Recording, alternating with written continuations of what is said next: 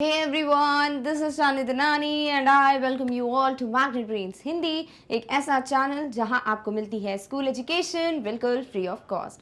साथ ही साथ school curriculum के अलावा अगर आपको डिफरेंट कोर्सेज जैसे कि spoken English course, IIT JEE का कोर्स, नीट की प्रेपरेशन, यू हैव जैप कैप की preparation, SSC, UPSC, other competitive exams या फिर आपको पढ़ना है ओलंपियाड NTSC का कोर्स, सब चीज़ें आप पढ़ सकते हो हमारे चैनल मैग्नेट ब्रेन्स पे। अब ये सारी चीज़ें जो हैं नंबर 1 बिल्कुल फ्री ऑफ कॉस्ट अवेलेबल हैं। आपको कोई भी पेमेंट करने की, कोई सब्सक्रिप्शन खरीदने की ज़रूरत नहीं है। आप बस जो भी वीडियोस हैं वो कंसिस्टेंटली देखते रहिए घर पे, ताकि आपकी प्रिपरेशन बहुत अच्छे से हो सके।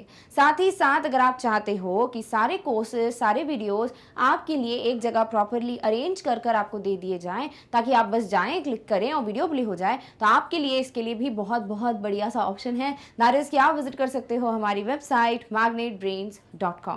अब वेबसाइट कैसे विजिट करते हैं, वीडियोस को कैसे देखते हैं, वो भी बहुत इजीली सब बताऊंगी in detail with a demo, जो कि होगा towards the end of the video. But right now हम बात कर सकते हैं आज के टॉपिक के बारे में। तो भाई आज का टॉपिक होने वाला है आपके चैप्टर ग्लिम्पसेस ऑफ इंडिया के part 1 a baker from Goa के NCERT क्वेश्चंस का डिस्कशन। तो भाई हम ऑलरेडी इसका जो डिटेल एक्सप्लेनेशन है अ बेकर फ्रॉम गोवा का, इसकी समरी, कंप्लीट चैप्टर रिवीजन सब कुछ देख चुके हैं। बट अब बारी आती है इस बुक में गिवन जितने भी क्वेश्चंस हैं उन सब के आंसर्स को डिस्कस करने की। तो चलिए स्टार्ट करते हैं with the very first question. Also सिर्फ और सिर्फ डायरेक्ट क्वेश्चंस नहीं गिवन है आपको कुछ कुछ एक्टिविटीज भी दी हुई हैं जहां आप कंपैरिजन सीखेंगे, जहां पर आपको कुछ मैच द कॉलम टाइप का बहुत ही इंटरेस्टिंग सी एक्सरसाइज दी हुई है। तो डेफिनेटली आपको चैप्टर को ध्यान में रखने के लिए बहुत मदद करने वाले हैं ये क्वेश्चंस। तो चलिए स्टार्ट करते हैं with the very first question. What are the elders in Goa nostalgic about? यानी कि आपको जैसे ही चैप्टर स्टार्ट होता है ना, तो एक लाइन गिवन है जहां लिखा हुआ है कि the elders are often heard reminiscing nostalgically about the good old Portuguese days। ठीक है, यही लाइन लिखी हुई है। आई थिंक एक दो वर्ड मिस हुआ होगा, बाकी सब कुछ तो यही है। तो वहां पर ये क्यों दिया है reminiscing nostalgically, किस चीज के बारे में सोच रहे हैं? तो लिखा तो है reminiscing nostalgically about good old Portuguese days, their famous loaves of bread, ऐसे करके भी आगे दिया हुआ है। यानी कि वो जो हैं नॉस्टैल्जिक हो रहे हैं, दैट इज पुरानी बातों के बारे में सोच रहे हैं, वो दिन के बारे में सोच रहे हैं जब पोर्चुगीज लोगों का रूल हुआ करता था। साथ ही साथ वो लोव्स ऑफ ब्रेड जो है वो खाने को मिला करती थी। ठीक है, so the elders in Goa nostalgic about the good old Portuguese days and their love for the loaves of bread, कि भैया उनका जो एक लोव्स ऑफ ब्रेड यानी ब्रेड के लिए जो एक अलग ही प्यार था, ठीक है, bread was very special in their life, तो वो चीज जो है उसके बारे में सोच कर ये नॉस्टैल्जिक होते हैं। क्लियर? तो नॉस्टैल्जिक का मतलब आई होप आपको क्लियर है, बिकॉज आगे जाके ना एक एक्सरसाइज है जहां आपको चूज करना है कि ये नॉस्टैल्जिक है कि नहीं। तो नॉस्टैल्जिक टोन क्या होता है? जब भी आप कुछ ऐसा सोच रहे हो जो पास्ट के बारे में और आप बहुत खुश हो रहे हैं वो सोच कर, लाइक अगर मैं बोलूँ आपकी जो पहली साइकिल होगी या आपका जो पहले टॉय था, लाइक कार वगैरह जो होती थी नकली हमको लेके देते थे पेरेंट्स, तो अगर वो चीज़ अगर आप देखो अभी, आप उसके बारे में याद करो, तो आप कैसे खुश हो जाओगे, अरे बाप रे मैं कितना छोटा था, मैंने ये गाड़ी के लिए जिद की थी, या मैंने ये साइकिल तब ली थी, या फिर मैं पहली बार साइकिल से इसमें गिर गया, यहाँ गिर गया था, मुझे लग गई थी। ये सब चीज़ें जब आप पुरानी याद करते हो और आप वहीं खो जाते हो, रम जाते हो पुरानी बातों में, उसे नॉस्टैल्जिक होना कहते हैं। ठीक है, तो यहाँ पर नॉस्टैल्जिक किस चीज़ को सोच के हो रहे हैं ये elders? Good old Portuguese days और उनका जो लव है for the famous loaves of bread. Easy? Okay, चलिए दूसरे क्वेश्चन पे मूव करते हैं। Is bread making still popular in Goa? How do you know? क्या ब्रेड मेकिंग अभी भी गोवा में पॉपुलर है और आपको कैसे पता? क्योंकि ये चीज आपको चैप्टर में दी भी हुई है, ऑथर ने लिखा है बकायदा, भले ही पोर्चुगीज चले गए हो, भले ही जो ब्रेड खाने वाले थे वो चले गए हो, बट आज भी मिक्सर्स, मोल्डर्स और बेकर्स जो हैं वो मौजूद हैं।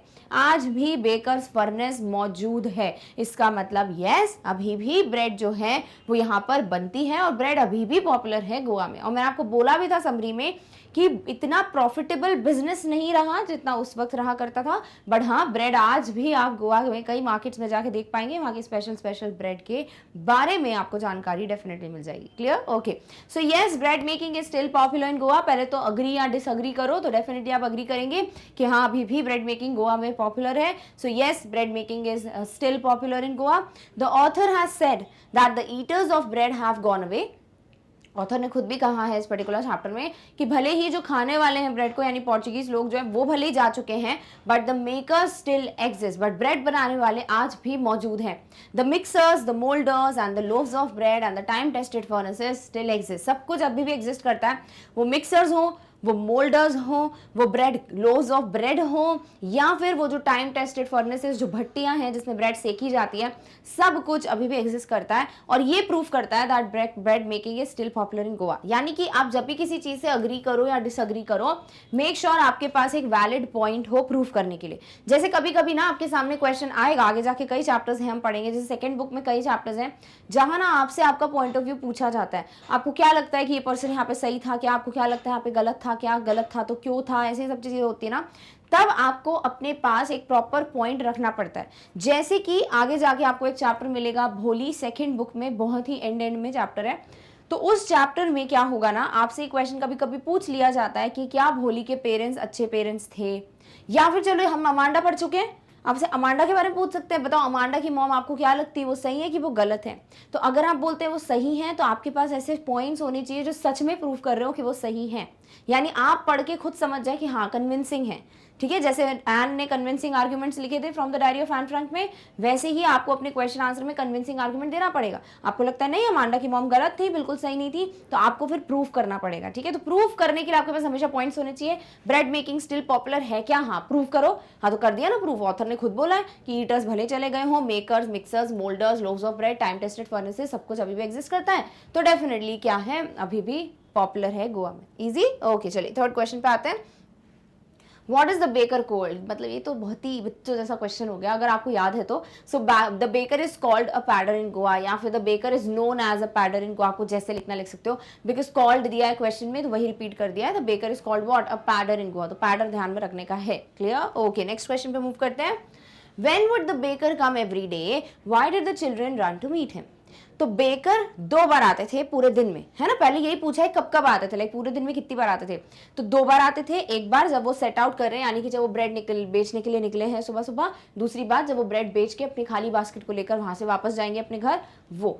दूसरी चीज है कि बच्चे क्यों भागते थे उनकी तरफ उनसे मिलने के लिए, क्योंकि बच्चों को पसंद थी एक स्पेशल स्वीट ब्रेड जिसका नाम है bread bangles. Clear, so the baker would come twice every day. Bread bangle को आप थोड़ा बहुत डोनट से लिंक कर सकते हो, डोनट्स कभी आपने देखे हो तो उससे थोड़ा मिलता जुलता शेप उसका होता है। सो the baker would come twice every day, first when he would set out for selling bread in the morning, जब वो ब्रेड बेचने निकलते स्टार्टिंग में, and the second when he would return after emptying his huge basket. So first bread बेचने के लिए जब निकलते, सेकंड जब ब्रेड बेच के वापस आ रहे होते। The children would run to meet him for the bread bangle, which was sweet bread of special make। तो बहुत स्पेशली बनाया जाता है इसको, बहुत ही मीठी सी ब्रेड होती। बच्चे हैं, बच्चों को तो मीठा पसंद ही होता है, स्वीट लवर्स होते हैं, स्वीट टूथ होता है बच्चों का। So that is what is the reason जिसकी वजह से बच्चे भागते टुवर्ड्स व्हाट, द बेकर, क्योंकि उनको ब्रेड बैंगल्स चाहिए होता, लोव्स ऑफ ब्रेड नहीं, बिकॉज वो एल्डर्स की पसंद होती। क्लियर, ओके नेक्स्ट आ जाते हैं मैच द कॉलम पे, जो हमारी बचपन से बड़ी फेवरेट सी एक्सरसाइज हुआ करती है, राइट, और ये बड़ा आसान है। So which of like match the following, what is a must. अच्छा ठीक है, मतलब किस चीज के लिए क्या इंपॉर्टेंट है, तो ये पर्टिकुलर क्वेश्चन आपको बहुत अच्छे से प्यार से याद रखने में मदद करेगा। सारी इंपॉर्टेंट यूजेस कहना चाहिए, या फिर importance of bread and different occasions. ठीक है, जैसे कि मैरिज गिफ्ट्स किसके बिना सॉरी अधूरे होते, केक्स एंड बोलिनास के बिना, स्वीट ब्रेड बोल के बिना, ब्रेड के बिना कि सैंडविचेस के बिना। भाई बोल ब्रेड होती मैरिज में, तो आपको वो ध्यान में रखना है। ठीक है, दूसरा आता फॉर अ पार्टी और फीस्ट। भाई कोई भी पार्टी कोई भी फीस्ट में जनरली ब्रेड बोला है कि कोई भी ब्रेड जो है वो ना हो तो फिर चाम चला जाता है पार्टी या फीस्ट का, तो ब्रेड हो जाना चाहिए इसका आंसर, राइट। थर्ड है for the daughter's engagement. Daughter's engagement के लिए क्या बनाना पड़ता, सैंडविचेस, कहाँ दिया हुआ है यहाँ। और लास्ट बचता है केक्स एंड बोलिनास, जो कि है फॉर क्रिसमस या अदर फेस्टिवल्स। तो केक्स और कोकोनट कुकीज, बोलिनास, ये होती मस्ट फॉर क्रिसमस। ठीक है, सो आंसर कैसे हो गए आपके 4 1 2 3, जो आई होप आपके लिए बड़ी इजी एक्सरसाइज थी। ये रहे आपके answers. As marriage gift, sweet bread called bol, for a party और a feast, bread is a must, for a daughter's engagement, sandwiches are a must, and for Christmas cakes and bolinhas are the must. Clear है, done है, okay चलो next question में move करें। What did the bakers wear? Bakers क्या पहनते थे सबसे पहले इन द पोर्चुगीज डेज? तो भाई जब पोर्चुगीज लोगों का रूल हुआ करता, उन दिनों की बात अगर हम करें, तो बेकर्स पहना करते एक बहुत ही अजीब सी पिक्यूलियर सी ड्रेस। ये पिक्यूलियर वर्ड ध्यान में रखना, और इससे रिलेटेड जितने भी पर्यायवाची ऑपोजिट्स वगैरह हैं वो इकट्ठे करके रखो, ठीक है? आपको क्या पता कभी एमसीक्यू टाइप का क्वेश्चन आ जाए तो आप कैसे अटेम्प्ट करोगे, राइट? तो अभी पिक्यूलियर वर्ड आपको मिला है, इसका मतलब वियर्ड होता है, अजीब होता है, तो एक सिनोनिम तुम्हें बता दिया। इसके अलावा भी आप जाके एक बार चेक कर सकते हो ताकि आपको और लिस्ट मिल जाए, ठीक है? तो उन दिनों में क्या पहना करते बेकर्स? एक अजीब सी वियर्ड सी पिक्यूलियर सी ड्रेस जो कि कहलाती कबाई, यानी नाम था उसका कबाई। वो थी एक सिंगल वन पीस फ्रॉक जो घुटनों तक आती। अब आपको ये सब कुछ लिखना है। So in the Portuguese days the bakers wore a peculiar dress known as the kabai. Kabai word ध्यान में रखना। It was a single piece long frock reaching down to the knees, यानी कि घुटनों तक पहुंचने वाली एक सिंगल फ्रॉक जो है वो पहना करते पैडर्स, जिसका नाम हुआ करता कबाई। आई होप इतना क्लियर है। तो ये तो पोर्चुगीज डेज की बात हुई। दूसरी ड्रेस क्या है? When the author was young, जब ऑथर छोटे थे, यानी जब ऑथर का चाइल्डहुड था, तब क्या पहना करते बेकर्स? तब ये ड्रेस कंटिन्यू नहीं हुई, वो पहना करते शर्ट और एक पतलून, एक ट्राउजर्स। ट्राउजर होता कैसा? हाफ पैंट से बड़ा और फुल पैंट से छोटा, यानी कि ना तो वो फुल पैंट है जो नीचे तक पहुंच रहा हो, ना तो वो हाफ पैंट है जो घुटने के ऊपर हो, बल्कि घुटने तक पहुंचने वाली जो पैंट है वो पहना करते विद अ शर्ट कौन? Padders. So during the author's childhood days, the bakers wore a shirt and trousers which were shorter than full length ones and longer than the half pants. Half pants से बड़े, full length से छोटे. Clear? Okay. Next आ जाते हैं, who invites the comment he is dress like a pader? Why? किसको ये comment मिलता, किसको ये टिप्पणी मिलती कि अरे ये तो पैडर जैसा ड्रेस्ड अप है? अभी पैडर का कौन सा ड्रेस है जो हम कहेंगे यहाँ पर? ऑथर का, क्योंकि ऑथर अपनी कहानी बता रहे हैं, तो ऑथर का आपको ऐसे ध्यान रखना है कि अच्छा ठीक है, जब ऑथर छोटे थे ना तब उन्होंने देखा होगा कि किसी को बोला है कि पैडर की तरह ड्रेस्ड अप है, ठीक है? तो कभी भी कोई भी पर्सन अगर ऐसा ट्राउजर पहने जो कि हाफ पैंट से बड़ा हो और फुल लेंथ से छोटा हो, तो उनको कह दिया जाता कि अरे देखो ये तो पैडर की तरह कपड़े पहना हुआ है, ठीक है? So any person who wears a half pant that reaches just below the knees invites the comment he is dressed like a pader. Next, why मत भूल जाना, वो छोटू से वाई को मत भूल जाना, आपको प्रूफ करना है, मतलब बताना है ऐसा क्यों? क्योंकि this is because the bakers in Goa used to dress like this, क्योंकि बेकर्स ऐसा पहना करते थे, या फिर पैडर्स जो है in Goa they used to dress like this, इसीलिए the comment is given pader. If you want इसको और अगर आपको ऑथेंटिक बनाना है तो पैडर वर्ड यहाँ पे भी रख सकते हो, ठीक है? क्योंकि पैडर्स जो हैं वो पहना करते ये ड्रेस, इसीलिए ये कमेंट जो है वो दे दिया जाता कि अरे अरे ये तो पैडर की तरह ड्रेस्ड अप है। डन? तो आपको ये क्लियर है? I hope so. चलिए नेक्स्ट क्वेश्चन पे मूव करते हैं। What were the monthly accounts of the baker recorded? Where मतलब कहाँ रिकॉर्ड किए जाते थे? So monthly records जो हैं वो पैडर के द्वारा किसी दीवार पे, किसी वॉल पे पेंसिल की मदद से रिकॉर्ड किए जाते थे, ठीक है? So the monthly accounts of the baker were recorded on some wall in the house with a pencil. तो किसी भी घर की दीवार पे जो है पेंसिल से वो नोट डाउन कर लेते हैं। शायद वो अपनी खुद की घर की दीवार पे करते हो, मे बी अगर आप चाहें तो आप डिटेल में कभी रिसर्च कर सकते हो, बट बस इतना ही दिया है कि किसी किसी वॉल पे तो भाई वो पेंसिल से लिख दिया करते कि भैया जैसे शर्मा जी के घर में जो है आज 20 रुपए की ब्रेड ली, फिर अगले दिन इतने की ली, तो ऐसा नोट डाउन कर लेते। डन? ओके। नेक्स्ट आ जाते हैं, what does a jackfruit like appearance mean? भाई जैक फ्रूट हो जाता है कटहल, ठीक है? और यहाँ पर ना ये एक बॉडी फिजिक के बारे में बताया गया। तो क्या है ना कि जो ऑथर्स हैं वो बहुत ज़्यादा प्रॉफिट कमाते अपने बिजनेस में, ठीक है? बेकिंग बहुत प्रॉफिटेबल बिजनेस था, तो इनको अच्छी खासी कमाई होती, और ये प्रूफ होता है इनकी फिजिक को देखकर। तो बेकर्स जो हैं या जो पैडर्स हैं वो हमेशा एक प्लम फिजिक के होते, यानी कि हमेशा मोटे होते वो। तो उनकी जो मोटी काया है, जो मोटापा है, उसे जैक फ्रूट यानी कटहल से कंपेयर किया गया है, उसे कहा गया है जैक फ्रूट लाइक अपीयरेंस, यानी कि अ plum physique. Clear? So a jackfruit like appearance means a plum physique. A baker used to have a plum physique which is compared with a jackfruit. तो इसका मतलब क्या है? मोटा होना। और क्यों कंपेयर किया है? क्योंकि बेकर्स का ऐसा होता कि उनकी बॉडी बड़ी मोटी सी थी, इसीलिए कंपेयर किया गया है with a jackfruit. Easy? Okay. अगली आ जाती है एक एक्टिविटी जो बहुत ही आसान है, ठीक है? Which of these statements are correct? कौन सा स्टेटमेंट है जो सही है, साथ ही साथ क्योंकि कभी कोई स्टेटमेंट इनकरेक्ट होगा तो हम क्या करेंगे, उसको सही करने की कोशिश करेंगे, ठीक है। तो चलो पहला statement, the pader was an important person in the village in old times. क्या बेकर बहुत इंपॉर्टेंट थे पुराने दिनों में? अरे बिल्कुल थे, बहुत इंपॉर्टेंट थे, क्योंकि ब्रेड बहुत इंपॉर्टेंट थी। तो ये क्या हो जाता है भाई, करेक्ट हो जाता है, ठीक है। दूसरा, paders still exist in Goan villages. Definitely, अभी तो क्वेश्चन किया है कि भैया मिक्सर्स, मोल्डर्स, जो लोव्स ऑफ ब्रेड हैं, जो फर्नेसेस हैं, सब कुछ अभी भी एग्जिस्ट करता है, तो ये भी क्या हो जाएगा, करेक्ट हो जाएगा। थर्ड है, the paders went away with the Portuguese. अरे नहीं नहीं, सिर्फ पोर्चुगीज लोग गए, पैडर्स नहीं चले गए, वो तो अभी भी गोवा में है ना, तभी तो ब्रेड बन रही है। तो नहीं, ये गलत हो गया। The paders went away with the Portuguese को आप इस तरीके से रीराइट कर सकते हो, that the Portuguese went away, the Portuguese vanished, यानी the eaters of the bread vanished, but the makers or the padders are still there in Goa. Clear? Okay. Next आ जाओ, the padders continue to wear a single piece long frock. नहीं, continue नहीं किया है। padders used to wear, मतलब पहले पहना करते थे a single piece long frock, but धीरे धीरे they moved on to what? The half pant thing, right? They used to wear a shirt, then a trouser, which had a length more than a half pant and smaller than a full length one. ठीक है, तो ये भी incorrect है, और सही क्या हो जाएगा, चाइल्डहुड डेज में जो है ऑथर के ऐसा पहना चाहता था, लाइक जो ट्राउजर और शर्ट वाली बात है। Bread and cakes were N integral part of Goan life in the old days. Integral मतलब बहुत ही ज्यादा जरूरी, लाइक बहुत ही जुड़ा हुआ किसी से, ठीक है। तो डेफिनेटली करेक्ट है क्या, bread and cakes were N integral part? नहीं, क्यों, क्योंकि वर नहीं है, आर है, अभी भी है ये integral part. So bread and cakes are an integral part of Goan life even in the present days. तो ये भी हो गया इनकरेक्ट।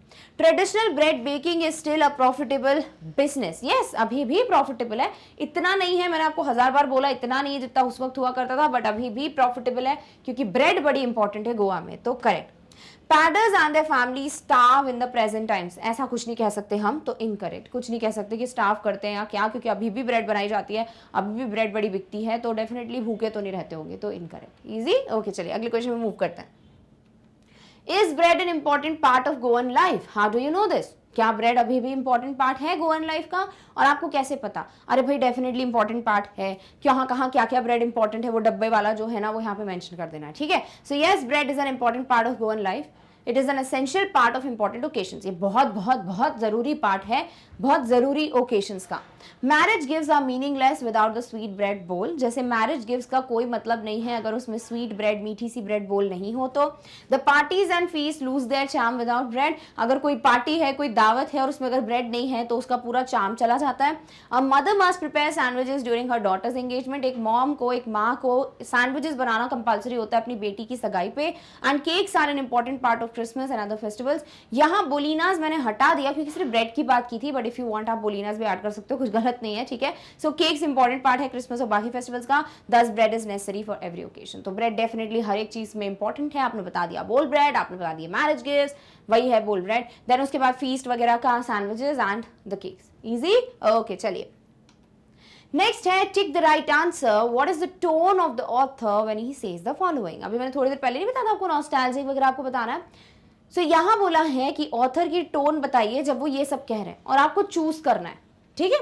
पहला sentence, the thud and the jingle of the traditional bakers bamboo can still be heard in some places. यानी कि जो bamboo staff है, जो अक्सी बिल्कुल बांस की लकड़ी बनी हुई है, लाठी बनी हुई है, उसकी जो झंझंग आवाज या थंडर और जिंगल साउंड है, आज भी कई जगहों पे सुनाई देता है, ठीक है। अब इसमें जब ये ऑथर बोल रहे हैं तो क्या वो नॉस्टैल्जिक हो रहे हैं, मतलब पुरानी बातें सोच के, मतलब वो रम गए हैं उसमें, क्या वो होपफुल है, मतलब उनको उम्मीद दिखाई दे रही किसी चीज की, या वो दुखी हैं, अरे यार अभी भी सुनाई देते हैं? नहीं, वो पुरानी बातें सोच के बहुत ज्यादा रम चुके हैं उसमें, तो नॉस्टैल्जिक टोन है, समझे। तो ये होता है नॉस्टैल्जिया, यानी आप पुरानी चीजें सोच कर यू नो खुश हो रहे हो कि यार अभी भी सुनाई देती है वो आवाज कहीं जगहों पे। Clear. Okay, second statement, Maybe the father is not alive, but the son still carries on the family profession. भले ही जो पिताजी हैं वो नहीं है इस दुनिया में अनफॉर्चुनेटली, बट फिर भी उनके बच्चे जो हैं वो प्रोफेशन को आगे बढ़ा रहे हैं, यानी अभी भी बेकिंग चल रही है, और थैंक गॉड कोई जो है रोक नहीं चुका है इस प्रोफेशन को और दूसरे प्रोफेशन में नहीं गया।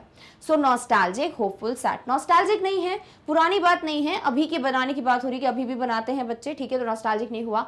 होपफुल यानी उम्मीद है, एक बिल्कुल है उम्मीद की किरण कि अभी भी बेकिंग चल रहा है और अभी खोया नहीं है ये बिजनेस गोवा ने, सो डेफिनेटली होपफुल। सैड, दुखी क्यों होंगे भाई, ये तो अच्छी बात है ना कि अभी भी ब्रेड बन रही है। तो आंसर क्या होगा, दूसरा वाला tone, that is hopeful. Easy, okay चलिए आते हैं थर्ड स्टेटमेंट पे। I still recall the typical fragrance of those loaves। अब ऑथर बोलते हैं कि मुझे वो जो अलग ही सुगंध है ना जो ब्रेड की, वो लोव ऑफ ब्रेड की, मुझे आज भी मतलब आती है उसकी खुशबू। और डेफिनेटली ऐसा होता है, अगर आपकी कोई फेवरेट डिश हो ना, तो आपको ना वो खुशबू एकदम से, अगर आप सोचते हो तो आपको ना कहीं कहीं लगता है कि यार मैं वो खुशबू भी आइडेंटिफाई कर पाता हूँ, लेकिन मुझे वो फ्रेग्रेंस पता है, राइट। सो ये भी क्या है, पुराना सोच के खुश होना कुछ। सो नॉस्टैल्जिक, डेफिनेटली ये टोन है। होपफुल नहीं है और नॉटी तो डेफिनेटली नहीं है। सो आंसर क्या हो जाता है, नॉस्टैल्जिक। Clear, okay. फोर्थ की बात करते हैं। The tiger never brushed his teeth, हॉटी could wash and clean up everything so nicely after all. अब बच्चे जो हैं मतलब ऑथर और जो बाकी बच्चे होते, तो जैसे ही बेकर की आवाज आती ना, वो थर्ड और जिंगल साउंड, तो ये लोग क्या करते, भाग के जाते। They did not even care कि इनको ब्रश वगैरह कर लेना चाहिए, बट मतलब ऐसा था इनका कि बस हमको जाना है और ब्रेड खानी है। क्यों, क्योंकि इन लोगों ने ना, एक ऑथर बोलते कि कौन जाए मेहनत करे, मैंगो लीफ तोड़े, टूथब्रश बनाए, इससे अच्छा तो भाई रहने दो, वैसे भी टाइगर वगैरह थोड़ी ब्रश करते हैं, तो हम भी क्यों करें। तो यहाँ पर ऑथर थोड़ा जोक क्रैक करने की जरूरत कोशिश कर रहे हैं। तो ये फनी है, ठीक है, हंसी आती है इसको पढ़कर। तो ये नॉटी और एंग्री नहीं है, ये डेफिनेटली क्या है, फनी, क्योंकि आपको इसको पढ़कर हंसी आती है। Done, okay. नेक्स्ट स्टेटमेंट में मूव करते हैं। Cakes and bolinhas are a must for Christmas as well as other festivals. यानी कि कोई भी फेस्टिवल हो, क्रिसमस हो या बाकी के फेस्टिवल्स हो, केक्स और बोलिनाज बहुत बहुत जरूरी है। अब ये क्या है, ये सैड है, दुख की बात है कि यार ये जरूरी क्यों है केक क्रिसमस पे। होपफुल है कि अच्छी बात है, मतलब केक तो है क्रिसमस पे। मैटर ऑफ फैक्ट है कि एक इन्फॉर्मेशन है, तो भैया ये डेफिनेटली फैक्ट है, आपको इन्फॉर्मेशन दी हुई है कि देखिए क्रिसमस हो या बाकी के फेस्टिवल्स हो, ब्रेड जो है, केक जो है, बोलिनाज जो है, बड़े इंपॉर्टेंट है। तो ये मैटर ऑफ फैक्ट है, यानी कि एक इंफॉर्मेशन है। Clear, okay. सिक्स्थ पे आते हैं। The baker and his family never staffed. Baker और उसकी फैमिली कभी भूखे नहीं रहे। They always looked happy and prosperous. वो हमेशा खुश दिखते और हमेशा समृद्ध दिखते। ये भी क्या फैक्ट है, हाँ फैक्ट ही है, अभी तो फैक्ट ही लग रहा है कि बताया है आपको। होपफुल है, उम्मीद है, इसमें क्या उम्मीद है, कुछ भी उम्मीद की बात थोड़ी हो रही, तो उस टाइम की बात हो रही है। दुख की बात है, अरे बिल्कुल दुख की बात नहीं, तो खुशी की बात है कि ये लोग जो है अच्छा खासा कमा रहे थे और इनकी फैमिली बड़ी खुश थी, कभी स्टाफ नहीं किया। सो ये भी क्या हो गया, एक फैक्ट हो गया, matter of fact. Easy, okay. Next है, in this extract the author talks about traditional bread baking during his childhood days. इस पूरी कहानी में जो ऑथर हैं वो बात कर रहे हैं ब्रेड बेकिंग की, और ये अपने बचपन के दिनों को याद करके बता रहे हैं। Complete the following table with the help of the clues on the left. आपको ना कुछ कुछ हिंट दी हुई है, क्लू दिया हुआ है लेफ्ट साइड पे बॉक्स के, आपको क्या करना है, राइट साइड पे उसको फिल करना है। And then you have to write a paragraph about the author's childhood days. See, box दिया हुआ है, जो लेफ्ट का क्लू है वो मैंने राइट में आपको कंप्लीट करना मैं बता दूंगी, और जो राइट में लिखा हुआ है ना, अगर आप उसको एक साथ लिखोगे तो आपका पैराग्राफ भी बन जाएगा। तो वही चीज रिपीट करके मुझे टाइम वेस्ट नहीं करना आपका, तो पैराग्राफ आप वैसा का वैसा कॉपी पेस्ट कर लीजिएगा, बस जो कंप्लीट करने का काम है वो मैं आपको बता देती हूँ, ठीक है। तो भाई कैसे दिया हुआ है आपको दिए हुए हैं क्लूज यहाँ पे, वो पढ़ के यहाँ पर लिखना है उससे रिलेटेड, ठीक है। और फिर क्या करना ना, ये जो है ये कंटिन्यूएशन में पीछे भी दिया हुआ है, वो लिख देना एक पैराग्राफ के फॉर्म में। Done, okay. The way bread was baked, bread कैसे बनती थी उसके बारे में। So the bakers baked loaves on the age old time tested furnaces. Definitely भट्टी में बनाया जाता था। तो ये जो ब्रेड है वो काय में बनती है, जो पुरानी भट्टियां होती हैं जिसमें बहुत ज्यादा टेम्परेचर होता है, as old time tested furnaces, उसमें बनाया जाता है, ठीक है। दूसरा, द वे द पैडर सोल्ड ब्रेड, तो पैडर आते, ठीक है, झंग झंग साउंड होता, म्यूजिकल एंट्री होती उनकी, एक हाथ से अपना बास्केट पकड़ लेते, एक हाथ से बैम्बू को बैंग करते, फिर उस पर बास्केट रखते, फिर ब्रेड बेचते। तो अब इन चीजों को आपको कैसे लिखना वो देख लो। The baker made a musical entry on the Jhang Jhang sound of his specially made bamboo staff। यानी कि वो बैम्बू स्टाफ जो स्पेशली बनाई गई थी डिफरेंट तरीके से, उससे वो झंग झंग आवाज आती, और फिर वो एक तरीके से ना म्यूजिकल टाइप की एंट्री कर रहे हो ऐसा लगता है। His one hand supported the basket on his head and with the other banged the bamboo on the ground। That's it। कि एक हाथ से वो बास्केट पकड़ते, एक हाथ से बैम्बू को टक टक करते, और इससे लोगों को पता चल जाता है। एंड फाइनली जैसे लोग आते बाहर ब्रेड लेने, वो उस बैम्बू को रखते, उस पर बास्केट रखते और बेचते ब्रेड को। क्लियर। तो आप क्या करना है, इसको कंटिन्यूएशन में लिखते जाना, पैराग्राफ लिख लेना, कोई भी ऐसा नहीं है कि पैराग्राफ किधर है, वही है पैराग्राफ, ठीक है। तो ये क्लू है, इसको कंप्लीट कर दिया है, इसको एक साथ लिख देना, उतना तो आप आई होप कर ही सकते हो। Done, okay. चलिए नेक्स्ट क्लू पे आते हैं। वॉट द पैडर वोर, पैडर क्या पहनता था, तो आपको वही दोनों चीज वापस से बतानी है कि पैडर जो है पुराने दिनों में एक लॉन्ग सी फ्रॉक पहना करते नीज तक, जिसे कबाई कहा जाता। जब चाइल्डहुड में जब ऑथर छोटे थे, यानी ऑथर का चाइल्डहुड था, तब वो शर्ट और ट्राउजर्स पहना करते जो हाफ पैंट से बड़ी और फुल लेंथ से छोटी होती, ठीक है। सो the baker of those days had a peculiar dress known as the kabai. It was a single piece long frock reaching down to the knees. And in his childhood, the bakers wore a shirt and trousers which were shorter than the full length ones and longer than the half pants. तो ये चीज़ तो I hope ये 5वीं या 6th time होगा that I am telling you this, तो I hope अभी तक दिमाग में बैठ गया है kabai and the trouser thing, clear, okay. Next है when the pader was paid, like पैसे कब मिलते थे उनको। सो पैडर जो है वो बिल्स वगैरह मंथ के एंड में कलेक्ट करते और जो भी अकाउंट्स थे वो पेंसिल से एक वॉल पे मेंशन कर देते। So the baker usually collected his bills at the end of the month, monthly accounts used to be recorded on some wall in pencil, ठीक है। तो ये भी चीज़ आपको आई होप क्लियर है, वॉल पे रिकॉर्ड करते with the help of pencil and month के एंड में कलेक्ट किया करते। ऑल्सो ना ऐसा आया था अभी बीच में ना MCQ टाइप का पैटर्न चल रहा था। अगर आपको MCQs देखने हैं, वैसे हर चैप्टर पे 100+ MCQs एग्जिस्ट करते हैं चैनल पे, वो इंग्लिश मीडियम के चैनल पे, अगर आप चाहें तो कभी देख सकते हो, आपका ना बहुत अच्छे से एक बार रिवीजन हो जाएगा। तो उसमें एक क्वेश्चन था कि मैंने ना कहाँ से लिया था, सैम्पल पेपर आया था CBSE का आई गेस, तो उसमें ना 4 इमेजेस दे दी थी, जिसमें किसी में हाथ में लिखे हुए हैं कैलकुलेशन, जिसमें पेंसिल से वॉल पे लिखे हुए हैं, कहीं पत्थर पे लिखे हुए हैं, पेपर पे लिखे हुए हैं, ऐसा कुछ था। तो वो चीज़ जो है बड़ी इंटरेस्टिंग थी, तो आपको चूज करने में मदद हो जाती है वहाँ कि अच्छा ये वॉल है, वॉल पे लिखा हुआ था। तो इस तरीके की जो छोटी छोटी चीज़ें होती है ना, ये मत सोचना कि यार इसका क्या ही करेंगे हम इतनी सी इन्फॉर्मेशन का, बट क्वेश्चन किसी भी तरीके से आ सकता है, सो या दिमाग में रखना। Next, how the pader looked, pader कैसे दिखते थे। So the pader used to have a plump physique, मोटू से थे, with a jackfruit like a physical appearance, तो कटहल की तरह आकार होता उनकी बॉडी का, इतने मोटू से होते कौन, पैडर्स। Easy, okay. तो ये सब कुछ इकट्ठा करके पैराग्राफ लिख देना है। नेक्स्ट आ जाते हैं, compare the piece from the text on the left below. अभी देखो आपकी बुक खोल लो आप, आपकी बुक में ना बहुत ही बड़ा सा एक बॉक्स दिया हुआ है, लेफ्ट में दिया हुआ है कुछ, राइट में कुछ दिया है। अभी बिकॉज यहाँ पे मैं वो मेंशन कर दूंगी तो मेरी वजह से टेक्स्ट ही नहीं दिखेगा, तो इसीलिए हम लेफ्ट का अलग स्लाइड पे पढ़ेंगे, राइट वाला अलग स्लाइड पे पढ़ेंगे, ठीक है।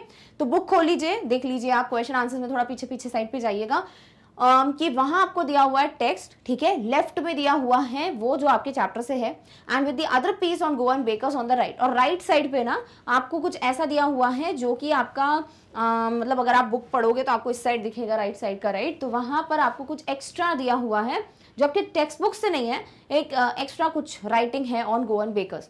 What makes the two texts so different? दो टेक्स्ट अलग कैसे हैं? And are the facts the same? Facts क्या सब कुछ सेम है, या do both writers give you a picture of the baker? आपको 3 प्रश्नों के जवाब देने हैं। सबसे पहले कि दोनों टेक्स्ट एक दूसरे से अलग कैसे हैं, ठीक है। दूसरी बात, या फिर क्या जो भी फैक्ट्स हैं वो दोनों सेम हैं, कि जो टेक्स्ट में दिया है वो और जो राइट साइड पे इन्फॉर्मेशन दी है क्या वो बिल्कुल सेम है, और क्या दोनों राइटर्स आपको बेकर क्या था, बेकर कैसा था, उस सब की इमेज फॉर्म करने में मदद करते हैं। तो पहले टेक्स्ट पढ़ेंगे, फिर इसका एक आंसर दूंगी मैं आपको, जहां हम कंपैरिजन करेंगे, सिमिलरिटी बताएंगे, डिफरेंस बताएंगे, एंड क्या वो पिक्चर क्लियर होता है कि नहीं, वो सब लिखेंगे, ठीक है। चलिए फटाफट से टेक्स्ट पढ़ते हैं। तो सबसे पहला जो टेक्स्ट है, आप अपनी बुक में देख सक रहे होंगे कि आपको लेफ्ट साइड पे ही दिया हुआ है, ठीक है। ऐसे पढ़ रहे होगे ना बुक, तो लेफ्ट साइड पे आपको ये दिया हुआ है आपका पर्टिकुलर पैराग्राफ, जो कि है फ्रॉम द टेक्स्ट। फटाफट इसको रीड कर लेते हैं। Our elders are often heard reminiscing nostalgically about those good old Portuguese days, the Portuguese and their famous loaves of bread. तो भैया हमारे जो एल्डर्स यानी जो ऑथर हैं वो बोल रहे हैं कि हमारे जो एल्डर्स हैं वो अक्सर पुराने दिनों को याद करते हुए ये सोचते रहते हैं कि उन दिनों के बारे में, दैट इज जब पोर्चुगीज लोगों का रूल हुआ करता था, जो पोर्चुगीज थे उनके बारे में, और जो उनकी फेमस लोव्स ऑफ ब्रेड हुआ करती थी वो। Those eaters of loaves might have vanished, जो ईटर्स थे, पोर्चुगीज थे, वो भले ही गायब हो गए यानी चले गए हैं, but the makers are still there, but अभी भी ब्रेड बनाने वाले जो हैं गोवा में मौजूद हैं। We still have amongst us the mixers, the molders and those who bake the loaves, और अभी भी इनके पास जो फ्लावर मिक्स करेंगे, देन उसके बाद जो उसको मोल्ड करेंगे, शेप देंगे एंड उसे बेक करेंगे, वो अभी भी मौजूद हैं। Those age old time tested furnaces still exist, तब के टाइम पे जो भट्टियाँ यूज़ की जाती थी वो अभी भी एग्जिस्ट करती हैं, जो कि बहुत पुरानी हैं, एज ओल्ड, साथ ही साथ टाइम टेस्टेड है, यानी समय के साथ उनका उपयोग किया गया है एंड अभी भी वो काम करती हैं। The fire in the furnaces had not yet been extinguished, यानी कि अभी भी फर्नेसेस यूज हो रहे हैं, अभी भी ब्रेड बेक होती है, ऐसा नहीं कि अब यूज ही नहीं होता कुछ, अब ब्रेड बनती नहीं है। तो उसका ये जो लाइन है ना कि अभी तक फायर एक्सटिंग्विश नहीं हुई है, जो अग्नि है उस फर्नेस में वो बुझी नहीं है, इसका मतलब यही है कि अभी भी ब्रेड बनाई जाती है। The thud and jingle of the traditional baker's bamboo heralding his arrival in the morning can still be heard in some places. कुछ कुछ जगहों पे वो जो बैम्बू का जंग जंग आवाज़ है या जो उठाडन जिंगल है वो अभी भी सुनाई देती है, जहाँ से जिस तरीके से अनाउंसमेंट हो रही होती है कि हाँ हाँ बेकर जो है वो आ गया। Maybe the father is not alive but the son still carries on the family profession. भले ही जो पिता हैं वो नहीं मौजूद हैं अभी जिन्होंने स्टार्ट किया इस प्रोफेशन, बट अभी भी उनके जो बच्चे हैं वो इस फैमिली प्रोफेशन को आगे बढ़ा रहे हैं। तो ये हो गया आपका पहला टेक्स्ट, ठीक है। अब आपको जो राइट साइड पे दिया हुआ है वो पढ़ लेते हैं, जो कि टेक्स्ट बुक से नहीं है बल्कि एक एक्स्ट्रा टेक्स्ट है जो किसी ने लिखा है, adapted from Nand Kumar Kamat's the unsung lives of Goan paders. तो यहाँ पर पैडर्स क्या है, बेकर का नाम, ठीक है। तो इन्होंने ऑलरेडी लिखा हुआ है एक the unsung lives of Goan paders, उसमें से ये पार्ट दिया हुआ है। अब इन्होंने क्या लिखा है ध्यान से पढ़ते हैं। आफ्टर गोवाज लिबरेशन, यानी गोवा जब फ्री हो गया, इंडिपेंडेंट हो गया, पोर्चुगीज लोगों का रूल हट गया, पीपल यूज टू से नॉस्टैल्जिकली, लोग जो हैं बहुत ज़्यादा सोचते और दुखी होते पुराने दिनों के बारे में सोचकर, that Portuguese bread vanished with the paders, कि भाई पैडर्स चले गए तो फिर उनके साथ जो पोर्चुगीज ब्रेड है वो भी चली गई। But the paders have manage to survive, but अभी भी बेकर्स या पैडर्स ने सर्वाइव करना जो है वो मैनेज किया जैसे तैसे। वो पोर्चुगीज के साथ चला नहीं गया ब्रेड का चलन, because they have perfected the art of door to door delivery service, क्योंकि उन लोगों ने जो ब्रेड बेचने का जो काम है, जो घर घर जाके वो ब्रेड बेचते हैं सुबह, वो चीज़ बहुत ही परफेक्ट कर ली है, एंड इसीलिए अभी भी वो जो ब्रेड बेचने का सिस्टम है वो चालू है। The parents pick up the knowledge of bread making from traditions in the family।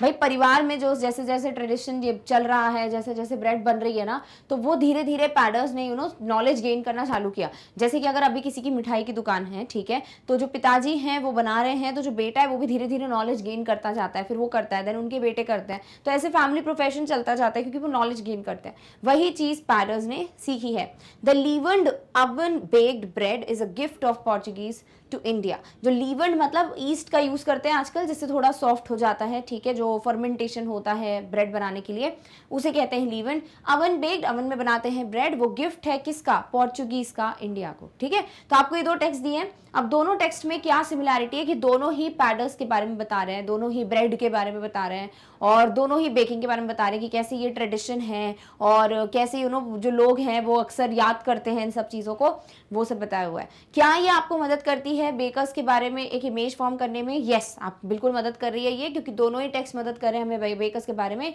जानने के लिए, ठीक है। चलिए इसका आंसर देखिए कैसे लिखेंगे। Both the text are similar, दोनों सेम है, डिफरेंट तो है नहीं, दोनों ही गोवन पैडर्स की बात कर रहे हैं। Are similar as they talk about knowledge of bread making that is like a tradition. Bread making क्या है, पैडर्स क्या है, जो ट्रेडिशन है उसके बारे में दोनों बात कर रहे हैं। Both the paragraphs talk about the art of bread making and bakers in Goa. दोनों ब्रेड मेकिंग का आर्ट और जो बेकर्स है गोवा में उनकी बात कर रहे हैं। In the first passage, the elders fondly think about the past and it describes about Goa, कि भाई कैसे गोवा में पोर्चुगीज का रूल था, कैसे ब्रेड थी ये वो। And the second paragraph talks about the fact that the bread is a gift from Portuguese to India and how bakers have managed to survive। और bakers कैसे survive कर रहे हैं, डोर टू डोर जो service है, और कैसे bread जो है वो एक बहुत अच्छा गिफ्ट है फ्रॉम पोर्चुगीज टू इंडिया, उन सब की बात करता है। Yes, both the paragraphs help us to understand about the bakers। दोनों ही मदद करते हैं हमको बेकर्स के बारे में जानने के लिए। तो क्या सिमिलैरिटी बता दिया, कुछ डिफरेंस है नहीं, और यस दोनों मदद कर रहे हैं इमेज फॉर्म करने में। तो ये एक एक्टिविटी थी, ये क्वेश्चन आंसर्स में नहीं आएगा आपको एग्जाम में, बट यस इन सब चीजों से आप लिखना सीखेंगे। तो कोशिश कीजिएगा, दोनों पैराग्राफ पढ़िए। आपको लगता है नहीं मैं इस आंसर से सहमत नहीं हूं, मैं तो कुछ और लिख सकता हूं, तो प्लीज कोशिश करो लिखने की, ताकि आप सीखें कि लिखते कैसे हैं। Done, okay. सो इस तरीके से हमने जितने भी क्वेश्चंस आपको दिए हुए हैं बेकर फ्रॉम गोवा में वो सॉल्व कर लिए हैं। आई होप आपको सारे क्वेश्चंस क्लियर हो गए हैं एंड कोई भी क्वेश्चन नहीं है जिसमें आपको डाउट है। साथ ही साथ कोशिश करना कि आप इन क्वेश्चंस के आंसर्स खुद से भी लिख पाओ, ताकि आपको ये चैप्टर और अच्छे से दिमाग में बैठ जाए, ठीक है। तो चलिए हमने अब बेकर फ्रॉम गोवा को कंप्लीट कर लिया है। अगले वीडियो में हम कुर्ग के साथ मिलेंगे, बट इसके पहले कि हम इस वीडियो को खत्म करें, let's talk about the website. देखिए जैसे आपने ये वीडियो देखा, वैसे ही अगर आप बाकी के कोर्सेज, बाकी के वीडियोज देखना चाहते हो बहुत आसानी से, तो आप बस गूगल पे जाके टाइप कीजिए magnetbrains.com, और वो टाइप करने से आप जैसे ही क्लिक करोगे वेबसाइट पे, आपके सामने ये जो पेज है वो डिस्प्ले होगा।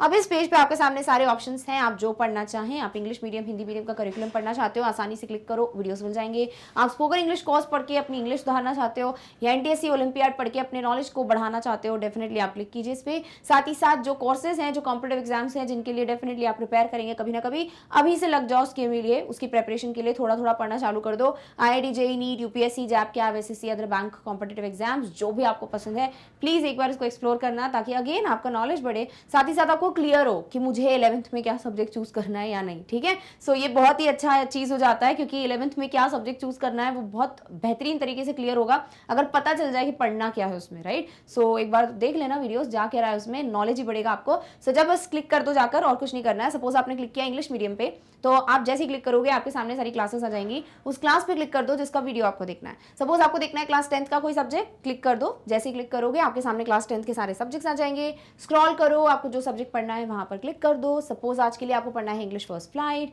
क्लिक कीजिए। जैसे ही क्लिक करेंगे आपके सामने आएंगे सारे चैप्टर्स, उस चैप्टर पे क्लिक कर दो जिसका वीडियो देखना है। तो क्या किया आपने, यूनिट 1 पे क्लिक किया, वीडियो आपके सामने साक्षात आ जाएगा। बनाओ अपने नोट्स वोट्स, पढ़ाई करो, साथ ही साथ बैक बटन पे क्लिक करके जो वापस से पढ़ना है उस पर क्लिक कर देना, and you will get the video. So इस तरीके से बड़ी आसानी से आप अपने घर पे बैठ के 24 घंटे बहुत अच्छे से पढ़ाई कर सकते हो। सो या just go and visit magnetbrains.com। Clear? Okay. So इस तरीके से हम आ चुके हैं आज के वीडियो के डिस्कशन के एंड में। आई होप आपको समरी, आपको जो चैप्टर का डिटेल एक्सप्लेनेशन है, देन हमने क्या पढ़ा है, कंप्लीट चैप्टर रिवीजन और एनसीईआरटी क्वेश्चंस, सब कुछ क्लियर हो चुका है। और अब एक फ्रॉम गोवा अब आपके फिंगर टिप्स पे है, जब भी कोई क्वेश्चन करेगा आप आंसर कर लोगे। अब चलिए हम बढ़ेंगे अगले वीडियो की तरफ, जहां पर हम बात करेंगे कुर्ग यानी सेकंड पार्ट की, बट उसके लिए आपको थोड़ा इंतजार करना पड़ेगा। सो चलिए हम बहुत जल्द मिलेंगे अगले वीडियो में अगले टॉपिक के साथ। तब तक खुद का सबका ध्यान रखिए। Thank you so much for watching. Bye.